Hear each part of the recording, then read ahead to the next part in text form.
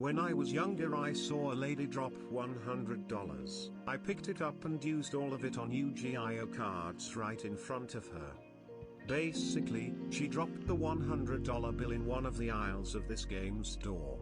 I picked it up and I remember wanting to give it back, but I was there to get Yu-Gi-Oh cards. I had recently lost all my good cards to my friend in a bet, so this was a miracle of sorts to make a solid comeback. So I kept it. I thought the woman had left the store, so I went to go purchase my cards. Right as I gave my money to the cashier, she walks up behind me watching me buy my $100 worth of Yu-Gi-Oh cards. This isn't a normal thing to do. She said nothing though, and I left before she went to go buy her items, so I didn't have to see the look on her face when she realized. There is no doubt in my mind that once she realized she was $100 short, she would make the assumption it was the kid in front of her in line who spent $100 on cards. I just want to say, I am a different person now. Smile. When I was younger, I tried to hack my little brother's Wii and I accidentally bricked it. I felt so bad that I immediately went and bought another with the little money I had. Later I swapped the serial number sticker on the Wii's and put the bricked one back in the box and returned it to the store. The lady at the customer service desk opened it and looked at it very suspiciously. She even checked the serial number on the sticker to see if it matched the box. Thank God I thought of switching the stickers. I can't imagine what would have happened if she saw the sticker was different. I probably would have been arrested. She kept asking why I was returning it. I said I bought it for someone's b-day party, but he already had one. Eventually she took it and gave me the money back. I give my 3-year-old son counterfeit fast food. I save my son's McDonald's wrappers and Happy Meal boxes, then reuse them by serving him microwave chicken nuggets and oven French fries in them. I even throw in ketchup packets and a little toy he'd forgotten he had to help sell the lie. He loves it. And I'm not sorry. For 3 years, I switched my partner's tea in the morning because I couldn't deal with his fake snobbery. When my ex and I started dating, I used to make him a morning cup of tea as a cute gesture, and it stuck for the 3 years that we were together. It's a nice small thing you can do to make someone's day, and it's a nice way to get to know how someone likes things doing. So, my morning tea used to be any old tea bag, Yorkshire tea if it was on offer, a splash of milk, and the first cup always had a teaspoon of sugar. Every cup after was just tea and milk.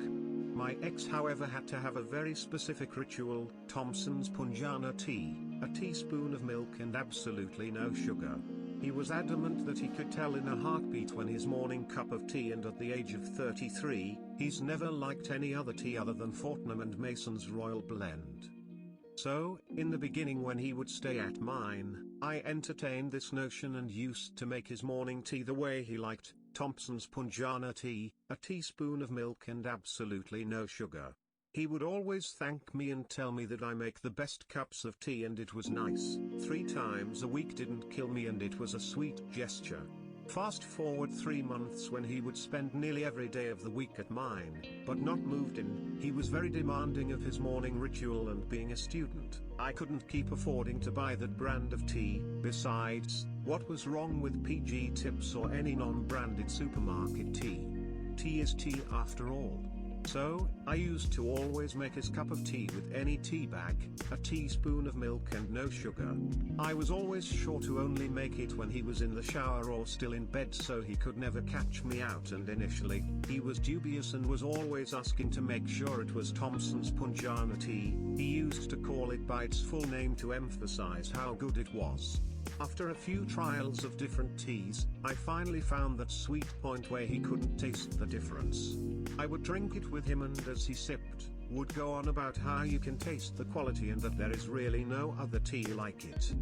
When we moved in with each other, it was a lot harder to disguise the fact that I was keeping the same box of tea and just filling it with regular tea bags, so I had to be a bit more clever. At the time, I was studying at college, so I was in control of weekly food shops and only really wanted to go twice a week to minimize costs, so we had more to spend on meals out.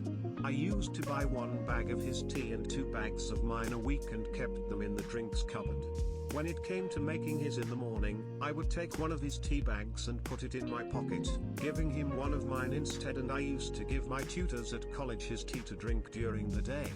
He would always comment that I run out quicker of my tea bags because of the quality, and that with Punjana, 1 bag is enough for a considerable amount of time. Little did he know. This went on for a couple of years, and I never told anyone about it out of fear that he would find out, as after all, he really couldn't tell, so why ruin the fun? It was saving me money and it was sort of amusing. I never let him make a cup of tea unless I was away, so he never really had to find out. After we split up, we remained good friends, and I've spent some time with him too in our old flat. Every time I visit, he always asks me to make a cup of tea the way I used to for old time's sake, because everyone he's been with or dated after me can never make it taste the way I did.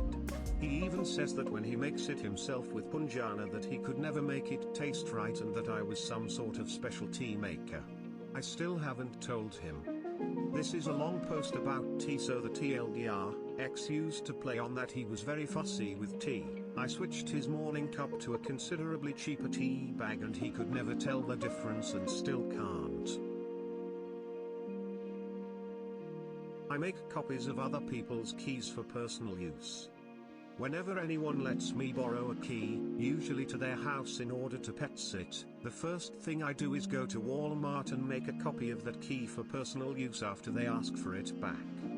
I never break into houses and steal anything, other than food or maybe alcohol, but I love the feeling of being able to effortlessly enter a place I know I don't belong without anyone's knowledge. I have keys to multiple people's houses and a couple of buildings/garages from my old job. I lie about having my university degree, and it got me a great job. I went to an Ivy League university in Ontario, Canada right after high school. My marks weren't great, but they were good enough to squeeze me in. I spent most of my time in university partying rather than studying, but still managed to pass all of my first-year classes. In my second year I skipped a lot of classes and was very lazy with the coursework. My marks were terrible and I failed a couple of my courses. In my third year, about halfway through, I dropped out and got a job landscaping. I did that for a year when I realized it really sucked, and I began to regret not trying harder while I was in school. I figured I would apply to jobs that would normally require the degree that I would have gotten. I had spent a few years in school. I was easy enough to make the timeline on my resume make sense, and although I dropped out, I had a decent knowledge of the area. The field I was attempting to enter is difficult to start out in, and it took a few months of sending applications to get an interview. The company I got an interview with, my now current employer, is an internationally recognized name in the energy sector. I was extremely surprised to get my interview. One of the documentation requirements was university transcripts, and with an hour or two in Photoshop I had my proof of graduation. I sent in the papers with the other required information and never heard anything back describing any problems with my records. I ended up going through 3 interviews in the process and received a position. I have now been working with this company for almost 5 years. They provided all the necessary job training and nobody has ever questioned my education. I entered with a starting salary of $72,500 Canadian and received annual raises. Upon hiring me, I was told that the management staff was quite impressed with me through the hiring process, and that they usually only hire applicants with minimum requirement of a master's degree. I basically shit my pants every day while in the interview/training process, but now I don't really think about it ever. I didn't tell me university friends I faked having my degree. The only people that know I did this are my parents.